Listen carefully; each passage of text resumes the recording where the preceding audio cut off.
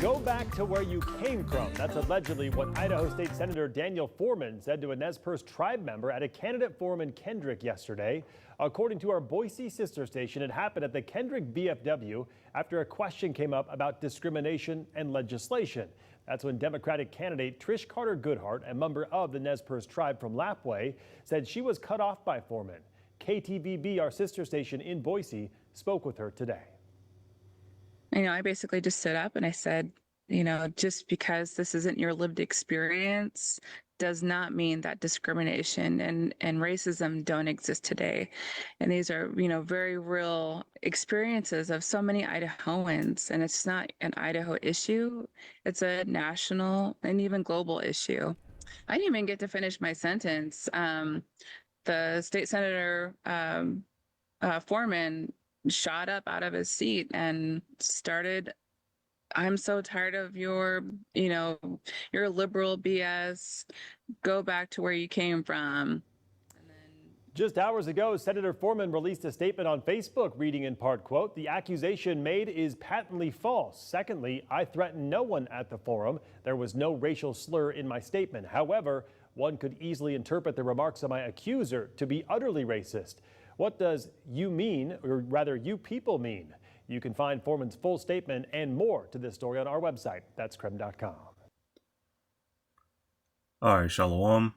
All praises to Yahweh, Ba'ashom, Yahushai, Ba'ashom Rachakodash, and peace and blessings to the 144,000 the rest of your elect. Hey, you see here, even though normally there would be a recording of the person actually saying this, so maybe it'll come out later. But, from the track history, these devils, these Edomites, the so-called white people, hey, they're very racist. They don't care to hear about the oppression of Negroes, Latinos, and Native Americans. They want to cover up their ears. They want to just say that, oh, that was in the past. This is just woke mumbo jumbo. Or whatever, woke meaning, it's taking on, the context of today, whereas in the past, it meant, being woke was, hey, you're hip to what the white man has done. You're hip to oppression. You know what this man is doing behind the scenes. Whereas now, woke means, you're an alphabet person. Woke has been commandeered. So anything woke today, if an Edomite says it's woke, hey, it's meaning that you're the alphabet, liberal person, whatever, and they're not gonna hear you because it's nonsense to them.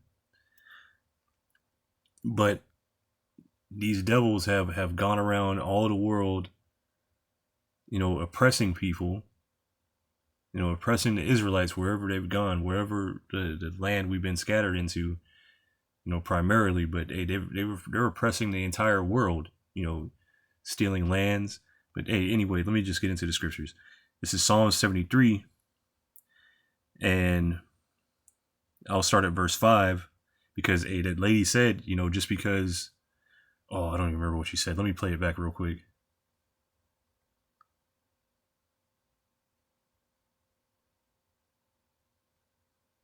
I just stood up and I said,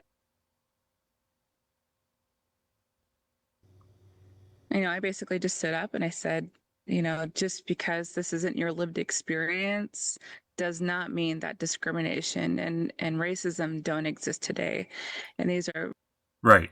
So, hey, she said, hey, just because you haven't, roughly saying, you don't have these experiences of racism and discrimination, that doesn't mean they don't exist. And because hey, to Edomites, hey, they don't get the same discrimination as Jake.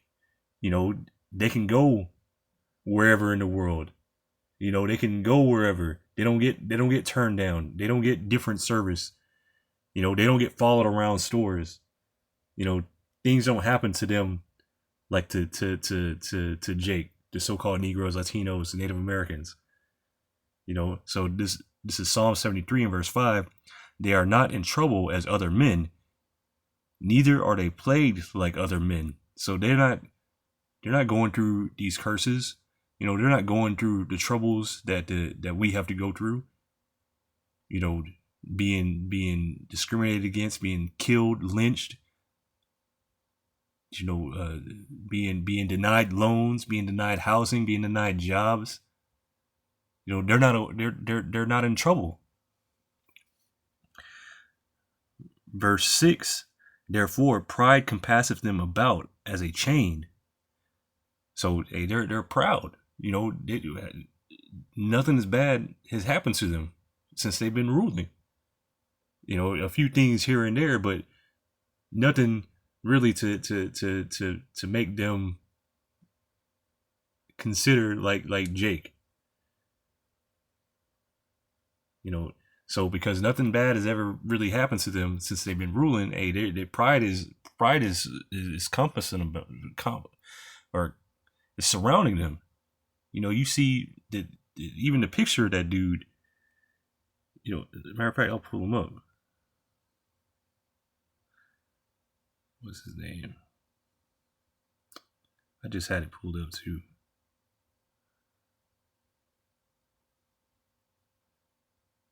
No.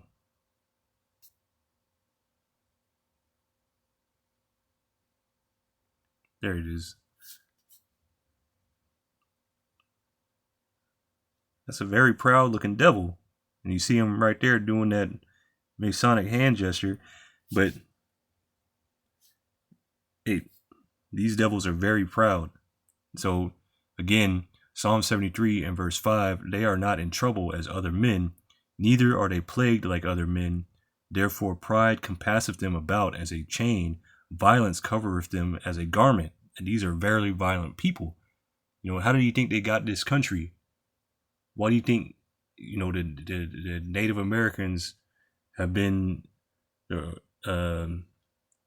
which once, you know, had all this land, are now, you know, just in little pockets of reservations scattered around the country? You know, these are very violent people. Everything that they've gotten by violence. This is Esau Edom. His blessing is the sword. This is Psalm 73 verse 7. Their eyes stand out with fatness. They have more than heart could wish. So they have everything. You know, they have this entire country. They have the entire world. And that's not enough for them. And this was the point. Psalm 73 and verse 8. They are corrupt and speak wickedly concerning oppression. They speak loftily. So they are corrupt and they speak wickedly concerning oppression. And you see this. Matter of fact, let me see if this will say anything different in the NLT.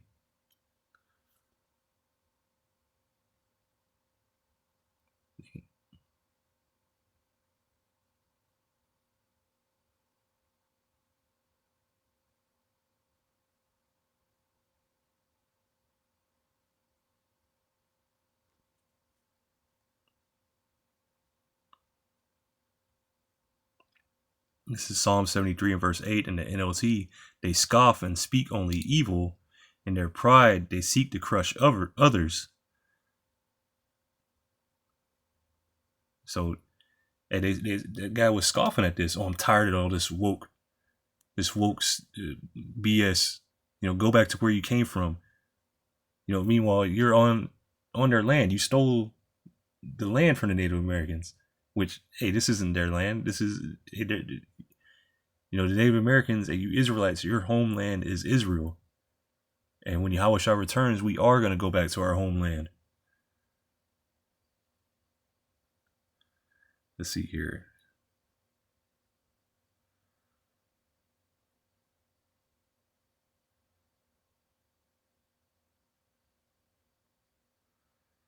The Good News Translation.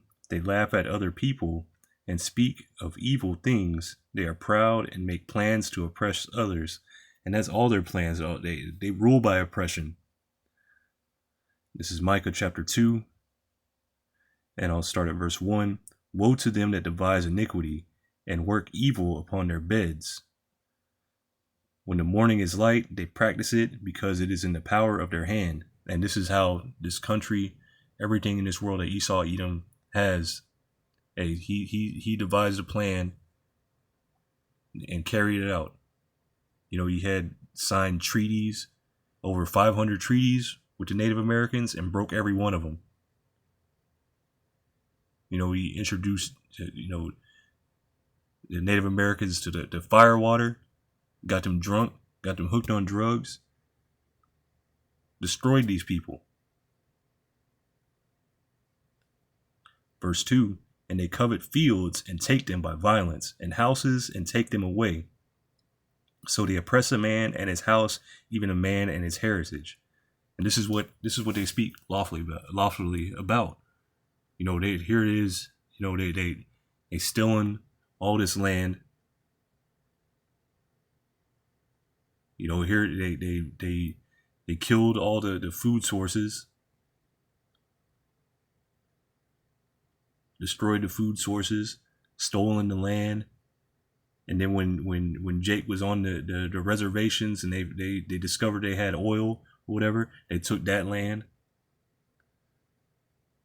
This is the devil that the Bible speaks of.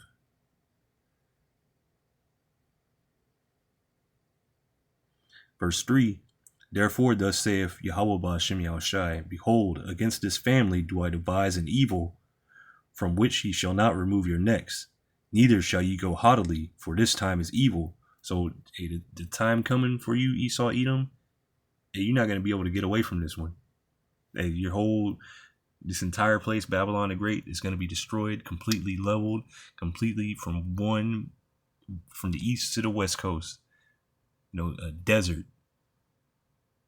And then your elites are going into slavery.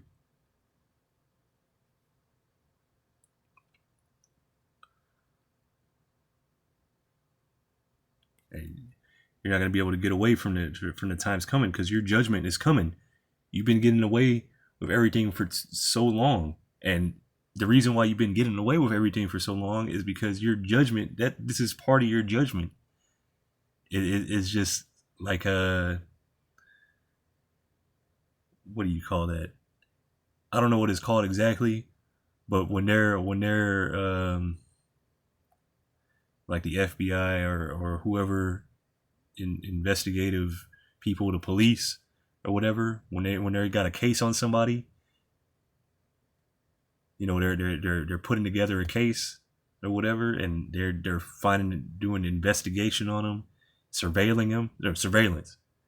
Hey, they don't just, oh yeah, he ran a red light, whatever, just give him a ticket.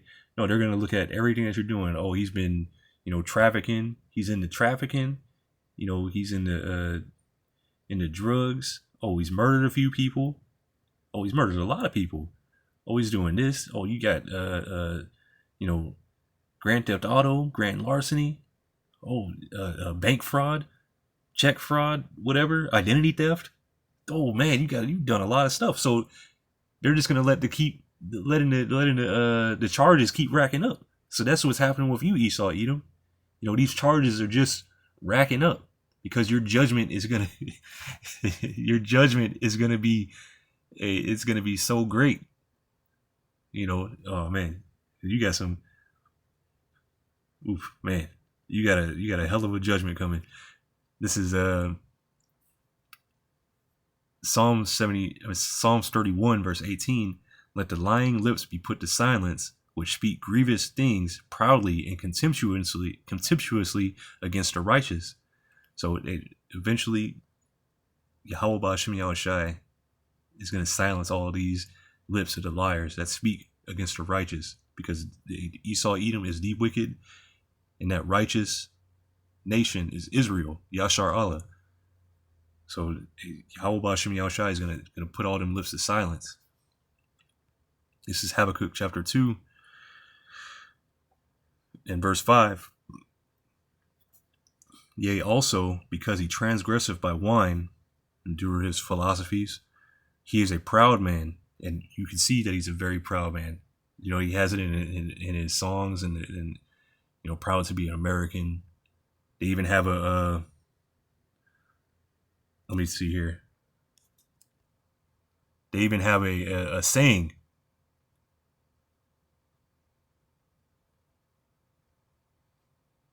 global arrogance. This is global arrogance. Global arrogance is a term used colloquially to describe the cultural and economic hegemony of the United States over other countries. It differs from the concept of imperialism, in which one country physically occupies others. So, this is Thomas Friedman remarked in 1999 that global arrogance is when your culture and economic clout are so powerful and widely diffused that you do not need to occupy other people to influence their lives. Let me see here.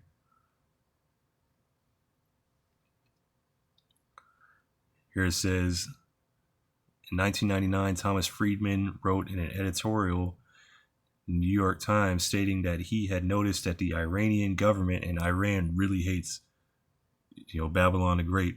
The Iranian government had begun calling the United States the capital of global arrogance instead of the Great Satan. Hey.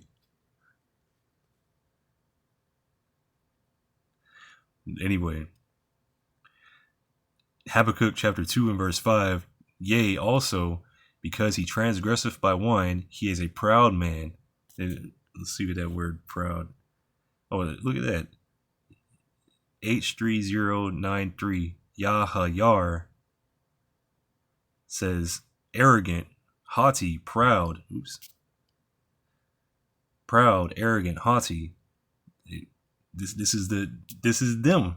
This is who it's talking about. It's talking about America, Babylon the Great. Esau, Edom. Says, yea, Habakkuk chapter 2 and verse 5, yea, also, because he transgresseth by wine, he is a proud man, neither keepeth at home. Hey, this man is in every country. Everywhere. Even that article, it says, hey, it doesn't even need to be physically occupying the country. The influence is there. But hey, he has military bases in almost every country around the world. If you want to fly, you got to speak English. If you want to do something, hey, this man is there. This man is there trying to be a humanitarian, or saying that he's a humanitarian. Meanwhile, he's really just coveting your lands. He's seeing what you got. You got some gold mines, you got some lithium over there. Oh yeah, okay. What? You don't want to give it to us or whatever? You don't want to hook us up? Or you don't want to let the Moes, whatever? Oh man, that's too bad. Looks like somebody just blew up an orphanage. There's a lot here. But this is that low down devil.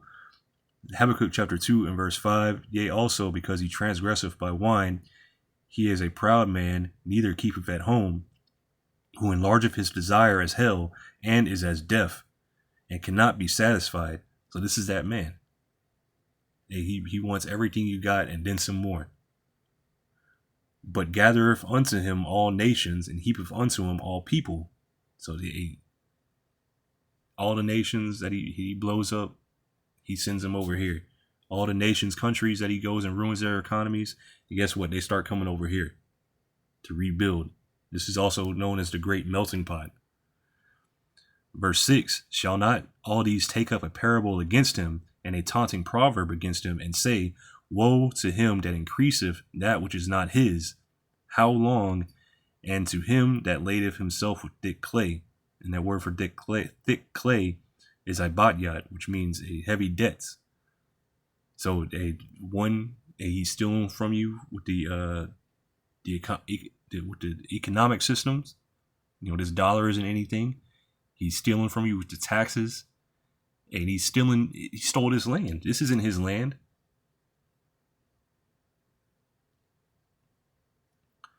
Verse 7, shall they not rise up suddenly that shall bite thee, and awake that shall vex thee, and thou shalt be for booties unto them. Hey, all these nations that you spoiled, hey, they're going to spoil you.